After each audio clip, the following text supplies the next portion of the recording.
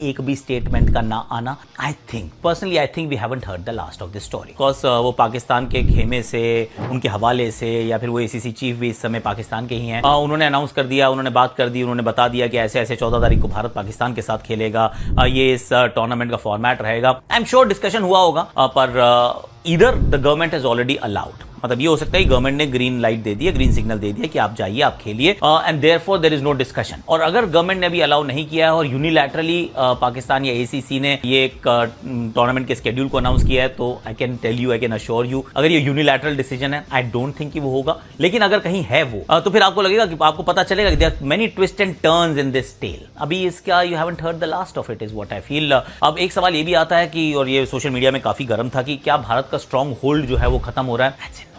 Not at all. Don't equate this with that. क्यों? क्योंकि Asia के आप स्ट्रॉन्ग होल्ड की बात कर रहे हैं, और जो स्ट्रॉन्ग होल्ड है वो सिर्फ वो चेयरमैन या प्रेसिडेंट बनने से नहीं आता है, वो आपने कमाया होता है over a period of time. और इंडिया का स्ट्रॉन्ग होल्ड सिर्फ एशियन क्रिकेट पे नहीं, वर्ल्ड क्रिकेट पे है। इंडिया ने जब डिसाइड किया कि हम आईपीएल कराना चाहते हैं, तो 2.5 महीने की विंडो वो अवेलेबल कराई गई थी कि इस समय सिर्फ आईपीएल होगी, बाकी कोई अंतर्राष्ट्रीय एंगेजमेंट उस समय नहीं होगा। Pakistan can go and play there PSL, पर अंतर्राष्ट्रीय क्रिकेट नहीं खेली जाएगी। ये क्यों हुआ? ये कैसे हुआ? ये इसी वजह से हुआ ना कि भारत का स्ट्रॉन्ग होल्ड है। तो भारत का स्ट्रॉन्ग होल्ड तो मैं कह रहा हूं अभी भी एसीसी पर भी है, but again you start thinking कि ऐसा क्यों? अगर Asia Cup if it goes ahead, India Pakistan का मैच भी होता है एंड ऑल ऑफ दैट, तो the only thing that I can think of is the fact कि भारत को ओलंपिक्स होस्ट करना है, मतलब we want to bid for it 2036। तो उसमें you need to now start मतलब posturing and start telling the world कि हमारी diplomacy is very different and is not linked with the sport. तो स्पोर्ट और पॉलिटिक्स, स्पोर्ट्स एंड डिप्लोमेसी, ये सबको अलग अलग, वो उसको वो कहते हैं ना, वो डी हाइफनेट करना जरूरी है, कि आप अलग कर दीजिए, या हाइफनेट करना जरूरी है, which way you want to look at it, तो अलग करना जरूरी है।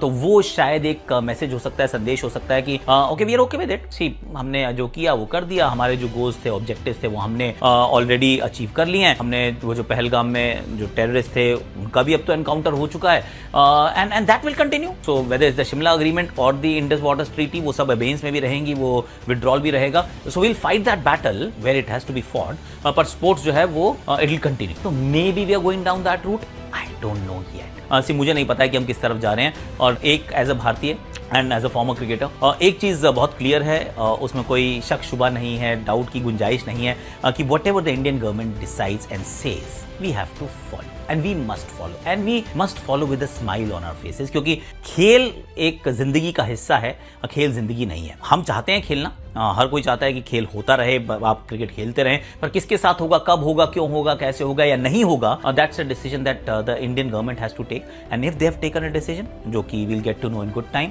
Then we must all abide by it.